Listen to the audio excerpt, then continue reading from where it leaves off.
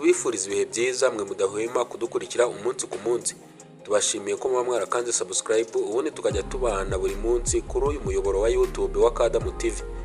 Amazina yanjye nk'ibisanzwe nitwa Journaliste Thierry.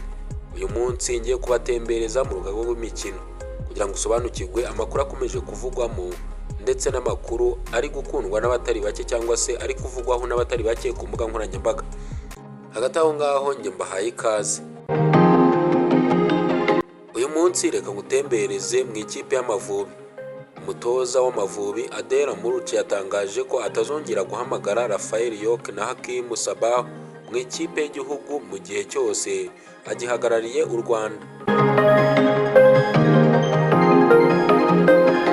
Mu kiganiro n'itangazamakuru mbere y'umukino wa gicuti na Algeria uteganyijwe kuri uyu wa kane, Amuruci yavuze ko aba bakinnyi babiri banze kwitabira ubutumire ku mpamvu zisebya ibendera ry'igihugu. Sabah yavuze ko akeneye ikiruhuko, naho York avuga ko yari arwaye ariko umutoza ntiyemera ibisobanuro byabo.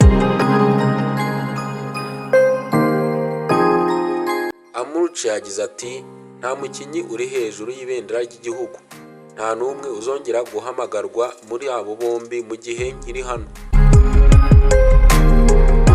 Nimwiyandikire mubashyire aho mushaka kuri Facebook n'ahandi, ariko wenda nimva hano bazagaruka.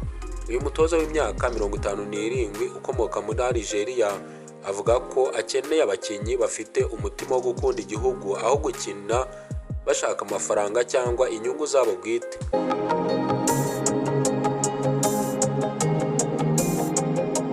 Yanagarutse ku murongo w'ubuyobozi bw'igihugu avuga ko we yifuza ikipe yubakiye ku ndangagaciro nk'iziharanirwa na Perezida Kagame.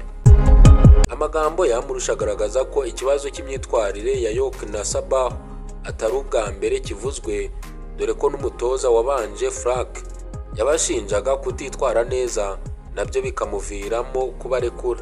Amavubi ari kwitegura imikino ibiri ya gicuti na Algeria, irimo uwo kuri uyu wa gatanu Kamena kuri stade Shahid ndetse n'uteganyijwe ku wa 9 Kamena. Ngayo nguko ibikomeje kuvugwa mu Mavubi. Reka dutegereze niba koko icyemezo umutoza yafashe kizakurikizwa.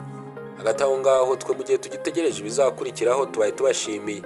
Amazina yanjye njye nitwa Journaliste Thierry. Mukomeze mugire ibihe byiza, turabakunda cyane.